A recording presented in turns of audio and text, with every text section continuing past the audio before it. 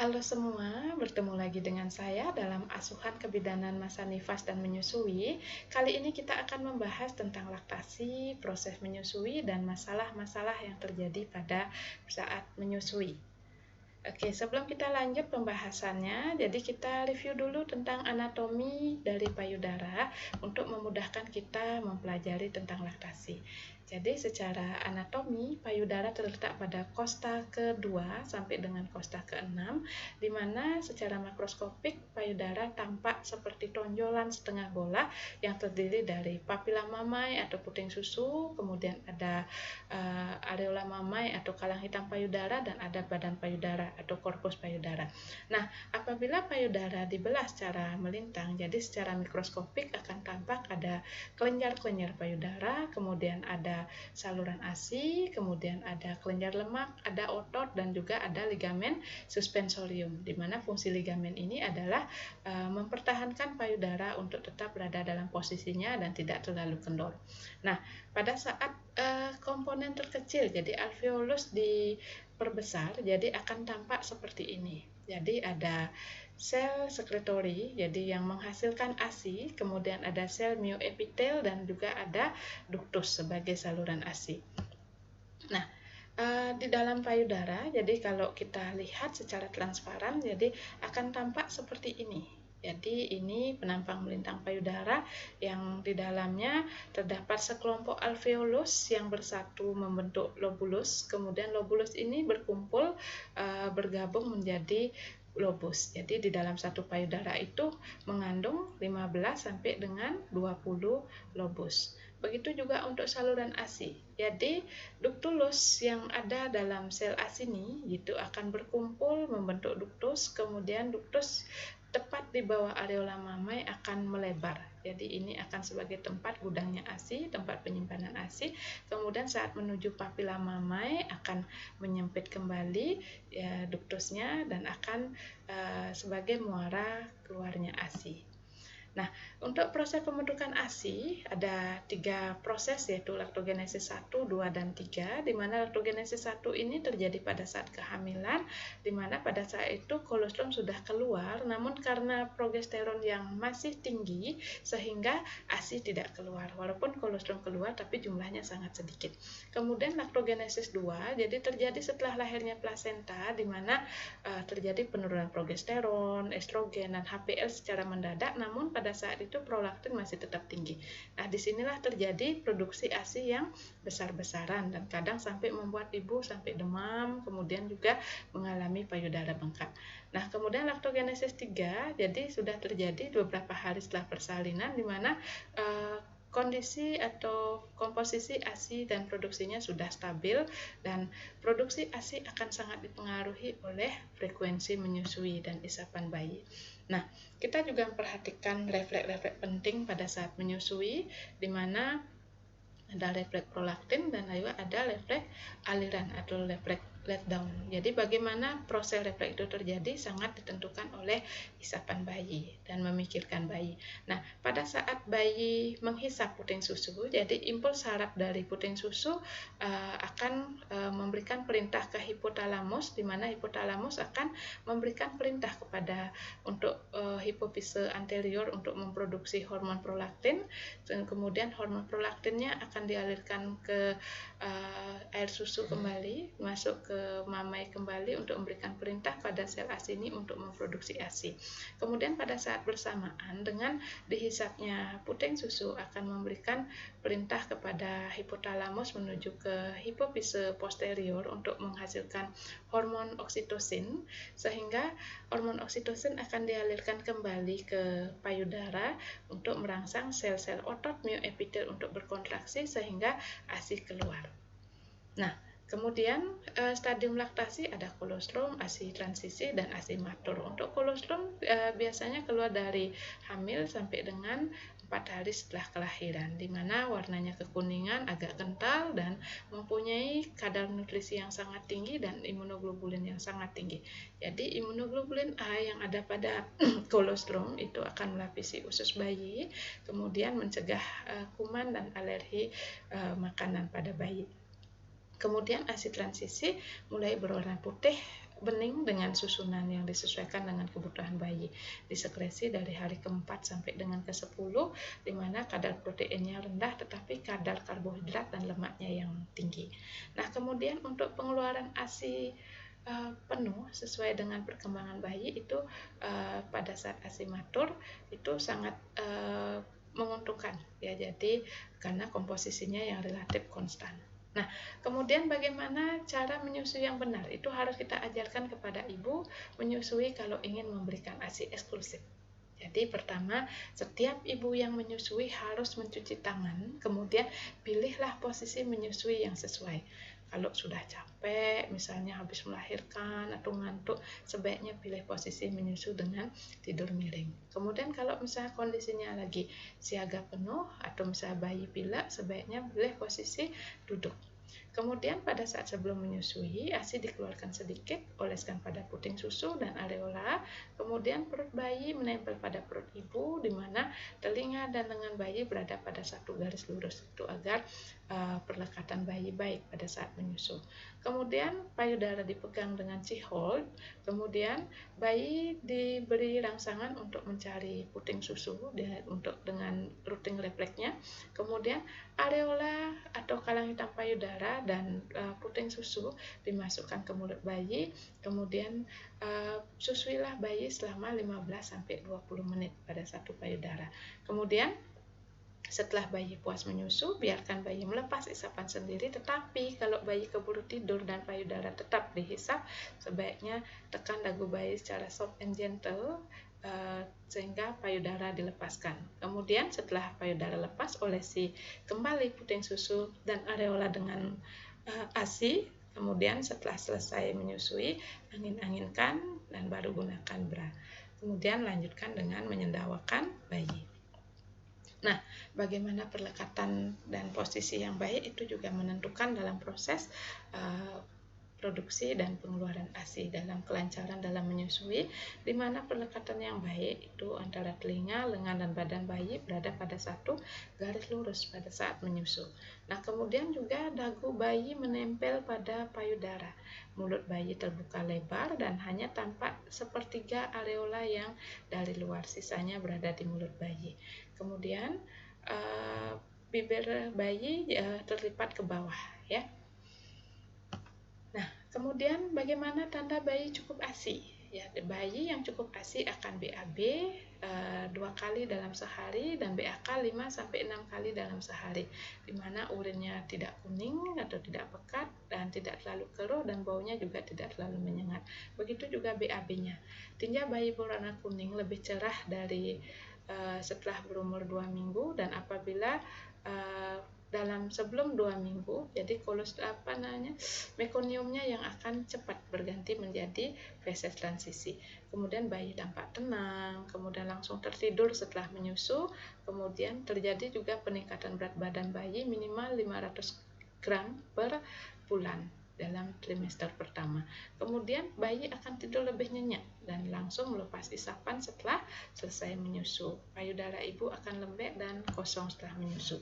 Nah, ini beberapa persepsi yang kurang tepat yang sering dipersepsikan oleh ibu terkait menyusui. Payudara saya kecil, pasti produksi ASI saya kurang. Itu yang sering kita dengar keluhannya. Jadi sebenarnya itu persepsinya kurang tepat, karena untuk menyusui, jadi untuk produksi ASI yang banyak atau sedikit itu ditentukan oleh faktor gizi, ya, dari sebelum hamil sampai dengan pada saat hamil dan pada saat masa nifas. Kemudian keadaan emosional ibu, apakah ibunya stres atau tenang, kemudian apakah percaya diri untuk menyusui, kemudian inisiasi ASI, kemudian penggunaan kontrasepsi, karena ada beberapa hormonal yang menyebabkan ASI berkurang. Kemudian posisi menyusu juga pelekatan juga mempengaruhi produksi ASI. Jadi bukan karena kecil atau besarnya payudara. Kemudian menyangka susu formula sebaik ASI. Tidak ada makanan yang lebih baik dari ASI untuk bayi. Jadi persepsi yang lain juga bayi mendapat ASI kurang kenyang. Siapa bilang? Jadi kalau bayi yang mendapat ASI justru kenyangnya lebih lama dan lebih tenang, karena pada saat bayi menghisap ASI, mendapat ASI, jadi komposisi ASI itu sudah diatur sedemikian rupa. Jadi pertama yang keluar adalah whole milk yang kaya akan sumber kalori dan protein. Kemudian yang isapan terakhir adalah hin milk, di mana hin milk itu kaya akan lemak, yang itu yang bikin bayi kenyang lebih lama. Kemudian ASI menyebabkan bayi mencret? Tidak, ya. Jadi apapun yang ibu makan, ya, jadi selama tidak terlalu pedas, terlalu berlemak, dan dengan bumbu yang tidak terlalu menyengat, itu tidak akan menyebabkan bayi mencret, karena ASI yang masuk, sari makanan yang masuk sudah disaring sedemikian rupa sehingga ASI tetap dengan kualitas yang baik. Jadi bila ASI belum keluar, perlu diberikan susu formula. Jangan dulu, karena bayi pada awal kelahiran tidak butuh banyak ASI, dan dalam tubuh bayi juga sudah ada cadangan lemak coklat yang akan membantu bayi bertahan walaupun ASI belum banyak pada saat awal-awal kelahiran. Kemudian ibu bekerja perlu melatih bayinya minum dengan menggunakan susu botol. Jangan, itu justru menyebabkan bayinya mengalami bingung puting. Nah, ada beberapa masalah yang sering dialami oleh ibu yang menyusui. Misalnya, pada awal menyusu seringkali kita temukan ibu dengan puting susu yang kotor karena proses hormonal, kemudian karena proses pengeluaran kolostrum pada saat kehamilan yang ibu tidak berani bersihkan. Ada juga yang mengalami kulit yang mengelupas pada payudaranya, di mana hal ini disebabkan oleh kulit areola yang kering, bra yang tidak menyerap keringat, kemudian iritasi karena kontak yang terus-menerus dengan iritan, kemudian pengaruh hormon dari ibu, dan juga karena dermatitis. Nah, kemudian puting susu datar. Jadi ini karena kelainannya sudah kelainan anatomi sejak lahir, jadi tidak banyak yang bisa kita perbuat. Namun kita bisa tetap meyakinkan ibu menyusui bahwa dia masih tetap bisa menyusu, karena pada saat menyusu yang dihisap oleh bayi tidak hanya puting susu, melainkan juga areola yang akan terbentuk seperti dot di dalam mulut bayi.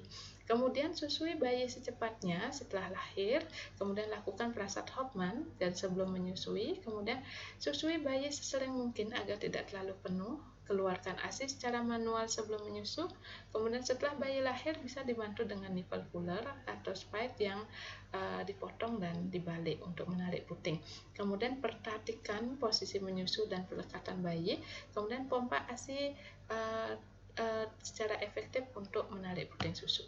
Nah, kemudian ada juga puting susu lecet, di mana penyebabnya ada banyak, bisa karena posisi dan pelekatan yang salah, karena oral thrush atau candida albicans, kemudian dermatitis atau lidah bayi yang pendek. Nah, apa yang bisa kita lakukan? Tentunya pengobatannya harus sesuai dengan penyebab.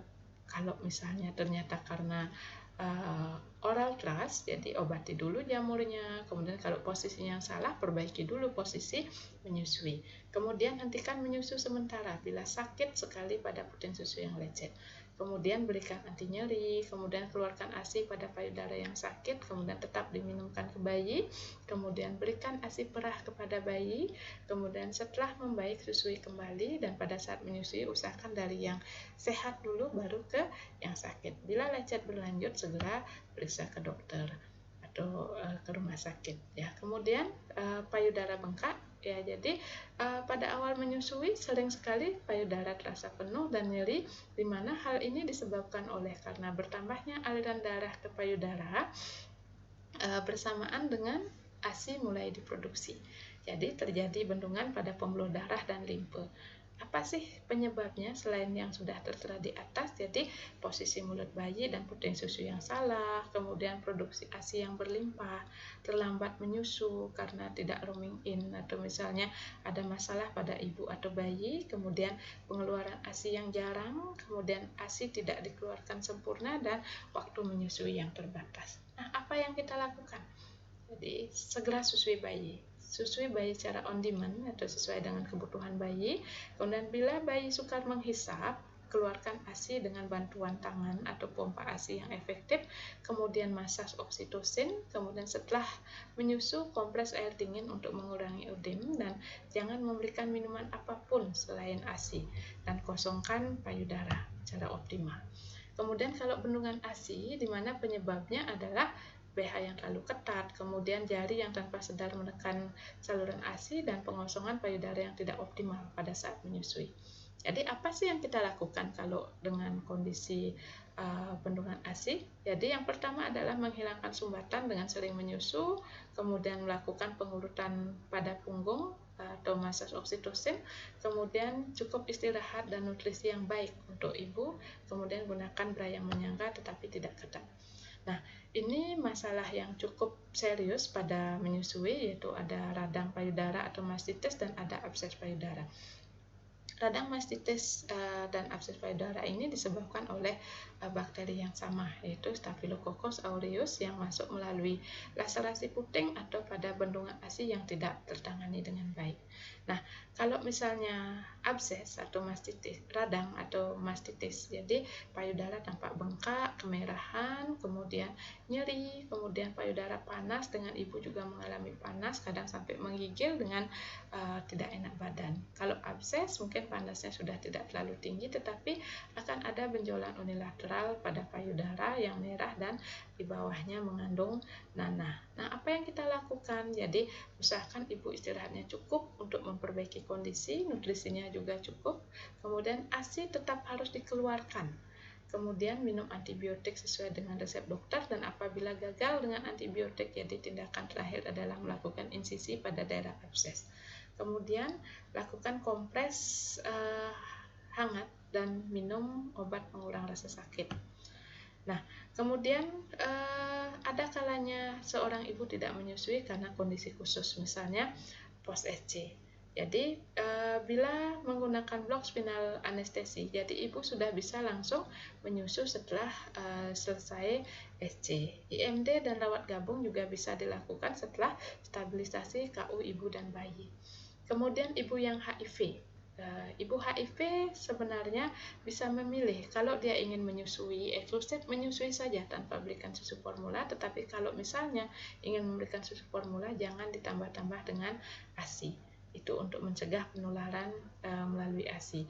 Kemudian kalau ibunya herpes, jadi sebaiknya jangan menyusu langsung, jadi sampai ibu sembuh. Kemudian ibu yang TBC juga seperti itu, boleh menyusui setelah mendapat terapi TBC. Kemudian ibu yang hepatitis, jadi ternyata pemberian ASI tidak terbukti meningkatkan risiko penularan hepatitis B. Jadi untuk ibu hamil boleh menyusui asalkan ibu tidak mengalami kontraksi.